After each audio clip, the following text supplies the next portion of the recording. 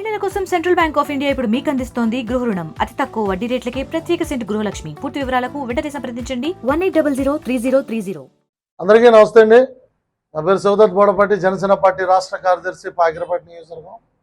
ఈరోజు నక్కపల్లి జనసేన పార్టీ కేంద్ర కార్యాలయంలో ఈ యొక్క మీడియా సమావేశం ప్రత్యేకంగా ఏదైతే మనం అందరం కూడా పవిత్రంగా భావించే, ప్రపంచం అంతా కూడా చాలా పవిత్రంగా చూస్తున్నటువంటి దేవాలయం తిరుమల దేవస్థానం, అక్కడ ఆ ప్రసాదాన్ని చాలా పవిత్రంగా భక్తులందరూ కూడా స్వీకరిస్తారు.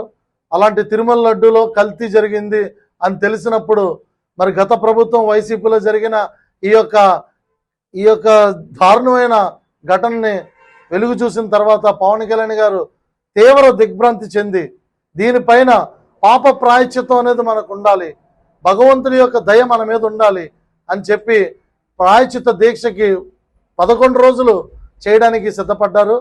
ఆయన మొన్న 22వ తేదీన ఈ యొక్క దీక్ష ప్రారంభించారు. రేపు 1వ తేదీన తిరుమలలో మరి అలిపిరి నుంచి మెట్ల మార్గం ద్వారా కొండపైకి వెళ్తారు పవన్ కళ్యాణ్ గారు.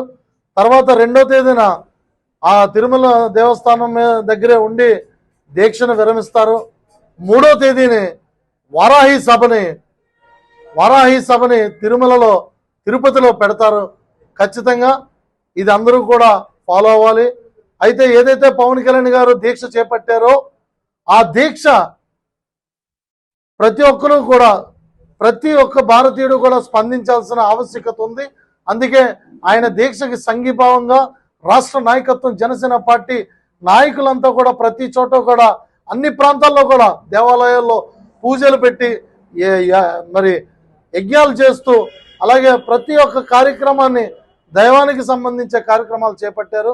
పవన్ కళ్యాణ్ గారు ఎప్పుడు ఒకటే చెప్తారు, మన మతాన్ని ప్రేమించాలి, ఇతరుల మతాల్ని గౌరవించాలి అని చెప్పి అన్ని మతాల్ని కూడా ఒకేలా చూసే వ్యక్తి పవన్ కళ్యాణ్ గారు. ఆయన ఈరోజు తిరుమల లడ్డు కోసం స్పందించారు. రేపు చర్చికి ఏదైనా ఇబ్బంది వస్తే స్పందించే గుణం ఉంది, మసీదుకి ఏదైనా సమస్య వస్తే స్పందించే గుణం ఉంది. ఇలాంటి గొప్ప నాయకుడు పవన్ కళ్యాణ్ గారి నేతృత్వంలో పనిచేయడానికి గర్వంగా ఫీల్ అవుతున్నాం. దీనికి ఆయన చేపట్టిన మరి ప్రాయశ్చిత్త దీక్షకి మద్దతుగా సంఘీభావం తెలుపుతూ నిన్న ఉపమాక దేవాలయంలో పూజలు నిర్వహించడం జరిగింది జనసేన పార్టీ తరఫున. అలాగే రేపు 28వ తేదీ ఉదయం 8:30కి పాకిరావుపేటలో ఉన్న పాండురంగ స్వామి గుడి దగ్గర నుంచి నక్కపల్లి మరి ఉపమాకలో ఉన్నటువంటి తిరుమల మరి వెంకటేశ్వర స్వామి దేవస్థానం వరకు కూడా పాదయాత్రతో రావాలని చెప్పి నిర్ణయించుకున్నాం. సుమారు 20 కిలోమీటర్ల మేర జరుగుతుంది.